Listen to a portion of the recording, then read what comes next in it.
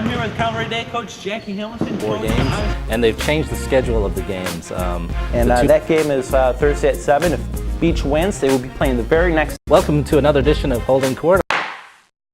And now we're going to look ahead to the weekend coming up. Don, what should we know about coming up for the boys? Yeah, a lot of the big games are going to be over at Savannah High this weekend. The Blue Jackets play host to Johnson, second place in the region.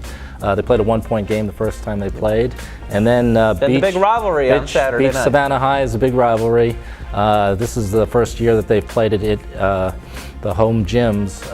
Usually it's in the Civic Center, so better get there early to get a seat in the gymnasium. I was there. We were there earlier in the season. The games were held at Beach, and there wasn't a seat to be had in the joint. You had to get there early. There's a long line going outside the door. Get there early if you want to get there at all, because it's going to be packed. Right. Anything else? Elsewhere, we got Benedictine. They're going to be home the rest of the season. 4 straight home games. They're 16-5 right now, 11-1 in the region, and trail McIntosh County by 1 game. So they get a rematch against McIntosh, the last game of the season. Last game of the season on February 12th at home. Yes. And Calvary has a couple big games this week. They play Jenkins on Friday night, non-region game, and then they play first place Claxton on Saturday night. All right. How about the girls? As for the girls, we're going to go right back to Region 3 5A. I mean, it's going to be a very interesting week. We've got Beach and Windsor Forest. They're sort of in the upper tier, battling for that second place. Windsor really needs to win after losing to Johnson on Tuesday night.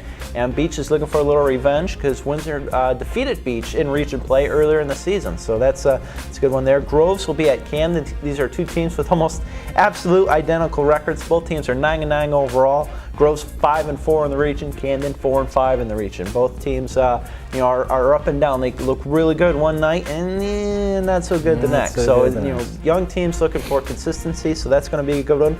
And Johnson, Savannah High. These teams are coming on. They're picking up some wins, and Johnson coming off that upset of Windsor Forest. They're feeling good about themselves. Savannah High coming off a loss to Bradwell Institute, but nobody's going to beat Bradwell Institute. But Savannah High has some good young players, and the Johnson-Savannah High game could be interesting. And Saturday, not a whole lot going on. But Tuesday, I got to mention this, Calvary Day and Savannah Christian meet up once again.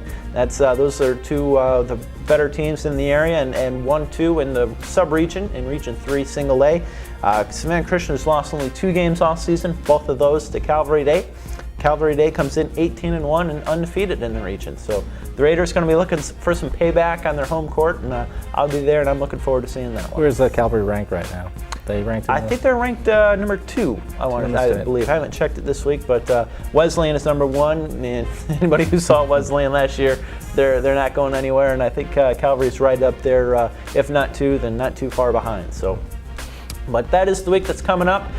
Thank you very much for watching. This has been Holding Court. I'm Rich McGowan alongside Don Heath.